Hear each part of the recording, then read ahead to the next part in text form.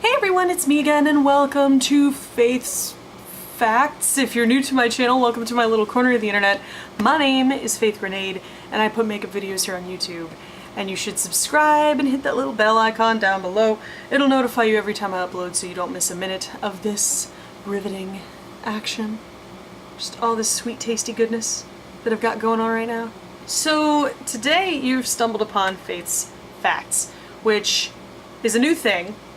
Well, it's not entirely new. I feel like I've done this before, but it's a thing that I came up with for videos that are educational, but not necessarily involving tutorials, because I wouldn't want to call this Faith's Faces because it's not a makeup tutorial. What I'm teaching you today is how to properly sanitize your makeup. I literally had to wear makeup every day for the last week straight, which is not normal for me. I don't normally wear makeup that often. You know, for being someone who's so into it, I normally don't wear it on a daily basis. So having to wear makeup daily was just really, really rough for me. And I was just like, I am not gonna wear it. Like, this is the first day I have not had to wear makeup in about a week straight, and I'm gonna have to wear makeup for probably another week straight after today. So, I'm taking advantage of this day off to let my skin rest a little bit. The first problem that I always see is people selling used makeup. So, the dangers of that, you know, obviously we have bacteria that our bodies produce. There's bacteria in the air, there's bacteria everywhere, and selling used makeup that hasn't been properly sanitized could cause infections in other people. We've seen a rise in cases of conjunctivitis or pink eye, staph infections, strep infections, diplococcus infections, all as a result of not properly sanitized makeup.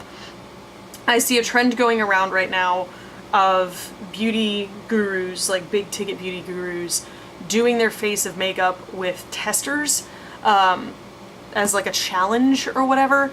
And yeah, they're putting disclaimers at the beginning like, don't try this at home, but you can't guarantee that someone isn't going to. And especially when you have a big audience, it's like it's your responsibility to, you know, practice good habits and to teach good habits to other people, because these young people listen to you, like, and they're picking up these nasty habits and potentially picking up infections and stuff as a result. So in terms of fake makeup, usually you can tell something is fake if there are subtle differences in the packaging, maybe changes in shade layouts, or changes in font styles or sizes, although don't count on that because that stuff is getting more and more convincing by the day. Basically, in China, they're not as regulated for what they can put in their cosmetic products, so they will produce dupes, like exact dupes of, you know, exact reproductions of popular products, like stuff from Kylie Cosmetics or stuff, you know, whatever's viral at the time, and they'll sell it at a cheaper price. Here in the US, people will buy it because it's cheaper, and they'll end up getting contaminated in some way. This stuff can have anything from, you know, bug parts to rat feces to all kinds of crazy bad stuff in it. Buy your makeup from a reliable source, either the brand's direct official website or distributors like Ulta, Sephora, Muse Beauty Pro, Camera Ready Cosmetics, Beautylish, you know, well-known, reputable sellers. Do not buy your makeup on eBay. I'll say it again.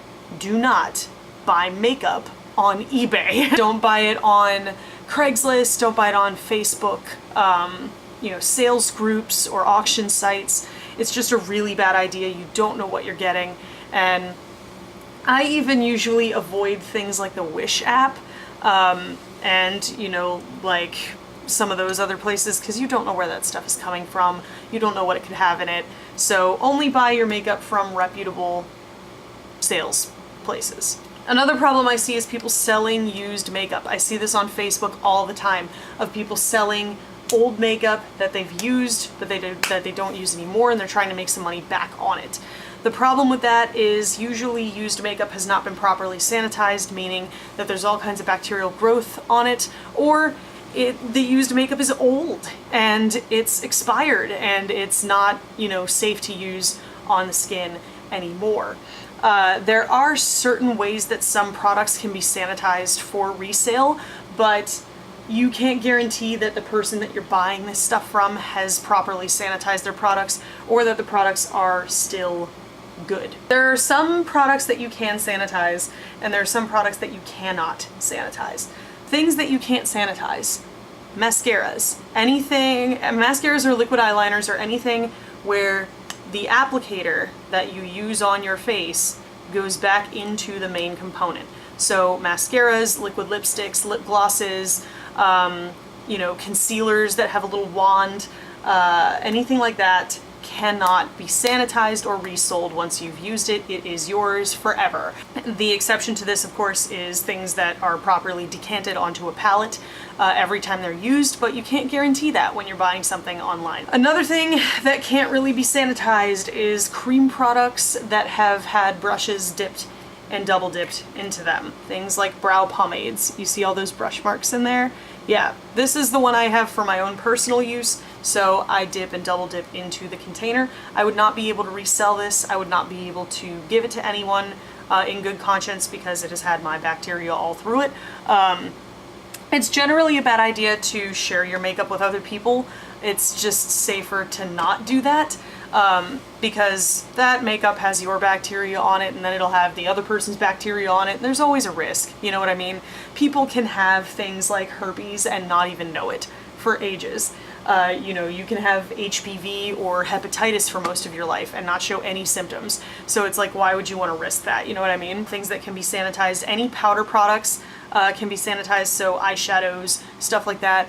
Loose powders, not so much. It's harder to sanitize a loose powder, so I would avoid giving away loose powders or pigments, especially if you've dipped your brush into the pigment itself rather than decanting it. But anything with an airless pump, so like foundations that have airless pumps like this one from NARS, you can see it has a pump, so no air really gets into the main component of the container, so I could probably give this to somebody. These sort of foundations, that anything that has a pump can usually be sanitized in some way and given out. And pencils and powder products. So I'm going to talk to you guys about how to properly sanitize pencils and powder products. The only pencils that can be sanitized, so the only pencils that you would be able to donate or sell or give to someone, are pencils that can be sharpened. So they have to be wooden sharpenable pencils or plastic sharpenable pencils.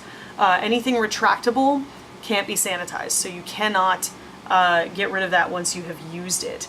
So stuff like these eyeshadow sticks, for example, from Kiko, these are retractable, so I would not be able to give this away once I've used it because it's retractable. I can't sanitize it. But pencils you can, sharpenable pencils you can, and I'm going to show you how to do that. So this is the Kiko Smart Color Eye Pencil in the shade 3. It's a sort of bronzy, taupey champagne color. I'm going to swatch it because I want to show you guys that sanitizing in this method does not affect the performance of the product at all. So that's what that looks like. Probably picked a bad color to swatch. There you go. Nice shimmery champagne color. So how to sanitize pencils. First, you take a pencil sharpener. This one I got from Sally's Beauty Supply. I adore it. And you sharpen the living daylights out of the pencil. This is to get all of the surface area removed. Once it's been sharpened thoroughly, you're going to take 70% isopropyl alcohol.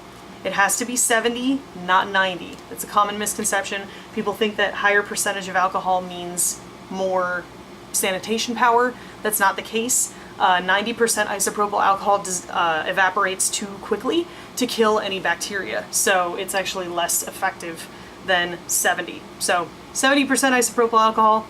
I put mine in a spray bottle, spray the pencil a few times, and then I repeat that process again because it's worth doing it a second time just to make absolutely sure everything is perfectly clean. And check all your drugstore products because you know there are those people who swatch shit in the drugstore and then just put it right back on the shelf. If you do that, you're a disgusting human being. But you can see I just spritzed that, and at that point this is sanitized. And then I will draw it again on the back of my hand, and you can see, you can't even tell from one swatch to the next which one was after sanitization. So At that point, before I swatched it, obviously, this pencil is sanitized and it is safe to use. If you use your eyeliner pencil every day, I would sanitize it probably after each use, and especially if you're working on other people, I would sanitize your pencils after every single use to kill bacteria and all that good stuff. If you don't use it every day, once a week, just go through and sanitize them. Powders, any pressed powder product, this works with blushes, bronzers, highlights, eyeshadows, contours, anything that is a pressed powder. So I'm going to be sanitizing the Saucebox Temptation palette to demonstrate this technique because it's a quad, so I'm not going to be sitting here for forever and a day sanitizing and like repeating these processes over and over again. So what you're going to need to sanitize your eyeshadow palette is you're going to need tissues. You're going to need your 70% isopropyl alcohol. I keep mine in old toner bottles just to recycle things. You can see I have another one here that goes in my freelance kit. Really any kind of spray bottle will work. Just make sure you clean the spray bottle out thoroughly of any of the prior product that was in there before you move on and use it again. You're gonna need tissues, your alcohol, and your product. So what you're gonna do is you're gonna take each of these pans and you're gonna wipe off the surface of the pan with your tissue. And that just removes all of the surface eyeshadow from the very, very top of the pan. Does this waste a little bit of product? Yeah. Is it worth it to have a clean makeup product? Absolutely. Just so I can hold it up to the camera here so you can see, we're gonna wipe the tissue across the entire upper surface of the makeup product, and that's gonna remove all of the product off of the surface, getting you down to quote-unquote clean, unused eyeshadow underneath. And then once you've done that on all of the pans in your palette, you're going to take your 70% alcohol and you're going to spray the palette.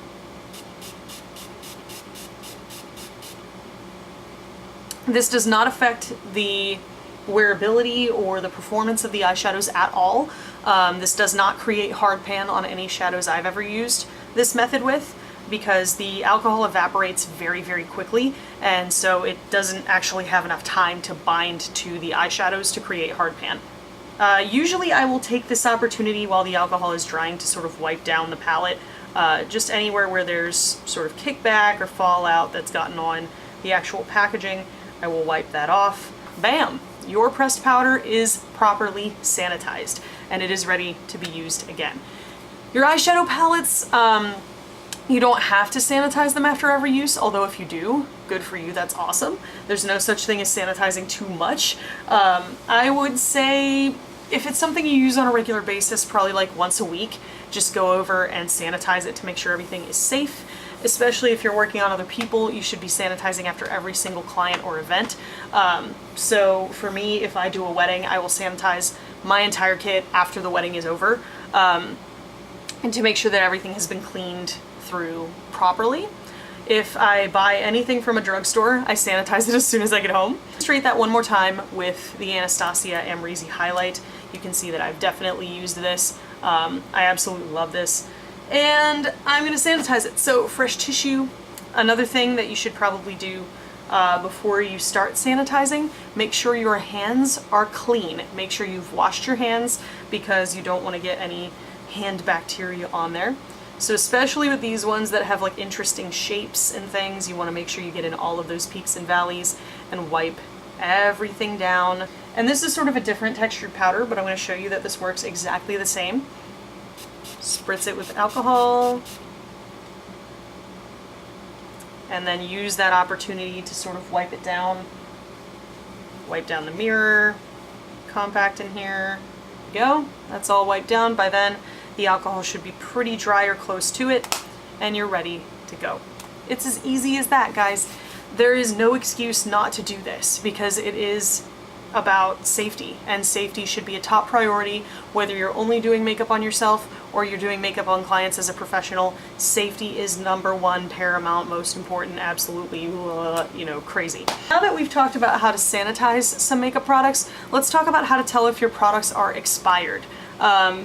These, makeup products are perishable. Makeup products have a shelf life. So you want to make sure that you know what the shelf life on your products is, you know when you bought them, or at least roughly the year you bought them, and you know when to replace your products. So most makeup wearers and makeup lovers know you should be replacing your mascara every 3 months because it is going near your mucous membranes and it cannot be sanitized. So you should be replacing these every 3 months or so. Eyeshadow palettes can last up to 5 years if they're taken care of properly and sanitized on a regular basis. Usually you'll be able to tell how much shelf life you have in a palette by looking on the back.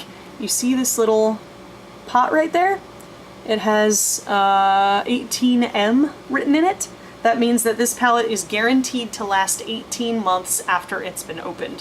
So, Anastasia Beverly Hills' palettes usually last between 12 and 18 months, but you'll notice the Modern Renaissance palette is only guaranteed to last for 6 months after the palette has been opened. So some products will have that on there, some of them don't. And there's internet sources all over the web telling you how long your products will approximately last.